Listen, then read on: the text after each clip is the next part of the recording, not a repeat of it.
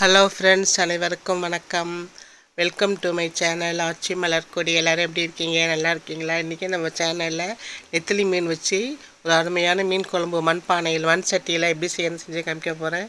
சாதாரணமாக பெரிய பெரிய மீன்லாம் துண்டு போட்டால் வறுத்து சாப்பிட்டா தான் நல்லாயிருக்கும். பொடி மீன் தான் குழம்புக்கும் நல்லாயிருக்கும். இது இப்போ மீன் பெட்டி தடை காலத்தில் தெருவில் நெத்திலி மீன் வந்துச்சு. அந்த நெத்திலி மீன் குழம்புல போட்டு கரையாமல் முழு மீனாக, பொடி மீன் குழம்புல போட்டால் கரைஞ்சிடும். அதை கரையாமல் முழுசாக அந்த மீன் குழம்பு வச்சு சாப்பிட்ட எப்படி செய்யறதுன்னு தான் காமிக்க போகிறேன்.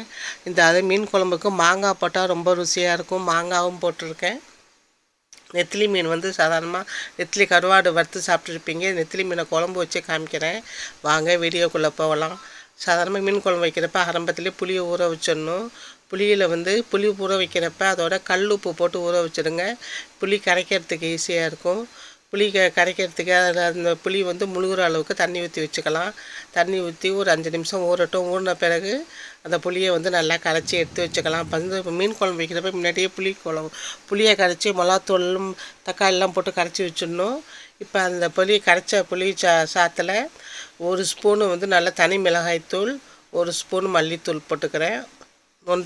இன்னொரு 1/2 ஸ்பூன் போட்டுக்கிறேன் மல்லித்தூள். இந்த மிளகாத்தூள் நல்லா காரமாக இருக்கும். பழுத்த தக்காளி 1 போட்டு அந்த புளி கரைசலோடு சேர்த்து நல்லா கரைச்சி வச்சுக்கோங்க. கையால் கரைச்சா தக்காளி ரொம்ப நல்லாயிருக்கும் குழம்புக்கு. இப்போ இதை நான் கரைச்சி எடுத்து வச்சுக்கிறேன். இப்போ நம்ம தாளிப்பு கொடுக்க போகலாம். அது ரெடியாக இருக்குது. இப்போ தாளிப்புக்கு முன்னாடி நெத்திலி மீனை நல்லா கழுவி ஆஞ்சி வச்சுருக்கேன். தலையை மட்டும் கிள்ளிட்டு அந்த குடலை சைடில் எடுத்துடணும். வால் பிடிச்சி சாப்பிட நல்லாயிருக்கும். இந்த நெத்திலி மீன் கொஞ்சம் ஆயிரத்துக்கு 5 நிமிஷம் ஆகும். அதை ஆஞ்சி வச்சுட்டு சாப்பிட்டிங்கன்னா குழம்பு அவ்வளோ மணமாக இருக்கும். நல்லா கழுவி சுத்தம் பண்ணி வச்சுருக்கேன். கல் உப்பு போட்டு நல்லா தண்ணியை ஊற்றி அலசிட்டேன்.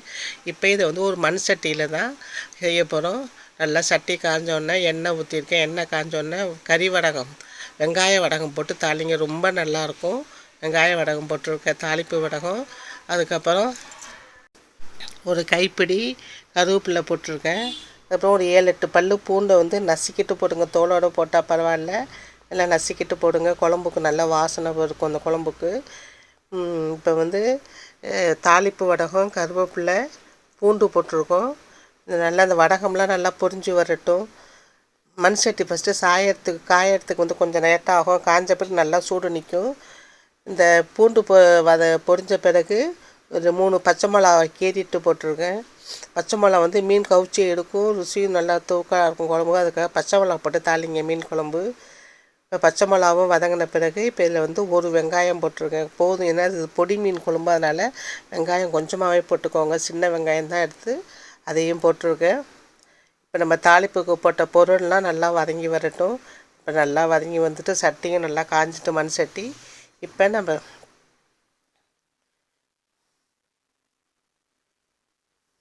நல்லா காஞ்சிட்டு இந்த சமயத்தில் நம்ம கரைச்சி வைத்த புளி கரைசலை இதில் சேர்க்கலாம். இல்லை நம்ம மிளகாத்தூள் மல்லித்தூள்லாம் முன்னாடியே கலந்துட்டோம்.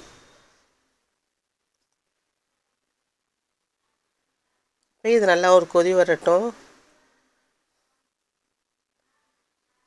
கொதி வந்த பிறகு மாங்காய் போடுங்க. மாங்காய் இது மாதிரி நடுப்பு இந்த ஓட்டோட போடுங்க. அப்போ தான் குழம்பு சீக்கிரம் கரையாது. மாங்காய் இல்லைன்னா வெந்து கரைஞ்சி போயிடும். இப்போலாம் மாங்காய் இது மாதிரி துண்டு போட்டு வச்சுக்கோங்க.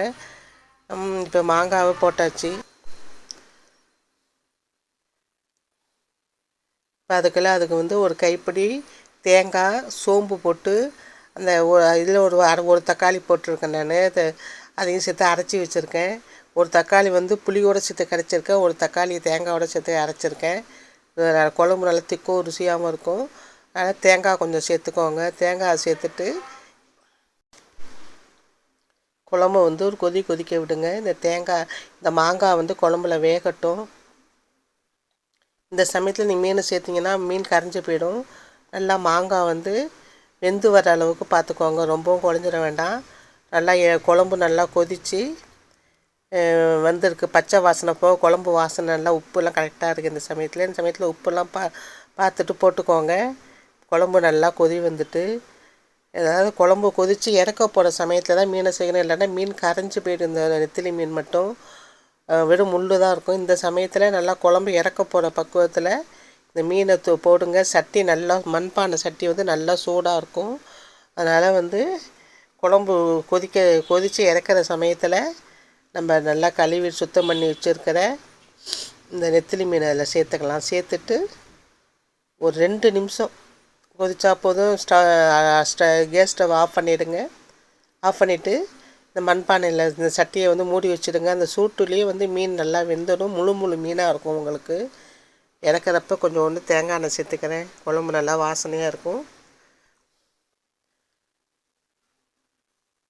ஒரு கைப்பிடி கருவேப்பிலையை போட்டுடலாம். அருமையான நெத்திலி மீன் குழம்பு மாங்காய் போட்டு மண் சட்டியில் செஞ்சுருக்கோம், மண்பானையில். இப்போ நான் மீனை எடுத்து காமிக்கிறேன் பாருங்கள்.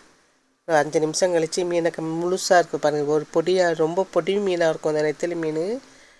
இதை வந்து முழுசாக நல்லா பக்குவமாக கரையாமல் மாங்காய் போட்டு மண் சட்டியில் மீன் குழம்பு. இந்த மீன் குழம்பு வச்சு சாதம் சாப்பிட்டிங்கன்னா சாப்பிட்டுக்கிட்டே இருப்பீங்க. அவ்வளோ ருசியாக இருக்கும். சைடிஷ்னு வறுத்த மீன்லாம் வேண்டாம், இந்த மீனை வச்சே சாப்பிட்லாம். முள் வந்து அதிகமாக தெரியாது. அந்த அருமையான மீன் குழம்பு நான் செஞ்ச மாதிரி நீங்களும் செஞ்சு சாப்பிட்டு பாருங்கள். இந்த வீடியோ உங்களுக்கு பிடிச்சிருந்தா என் சேனலை சப்ஸ்கிரைப் பண்ணி லைக் பண்ணி ஷேர் பண்ணுங்கள். பக்கத்தில் உள்ள பெல் ஐக்கானையும் கிளிக் பண்ணுங்கள்.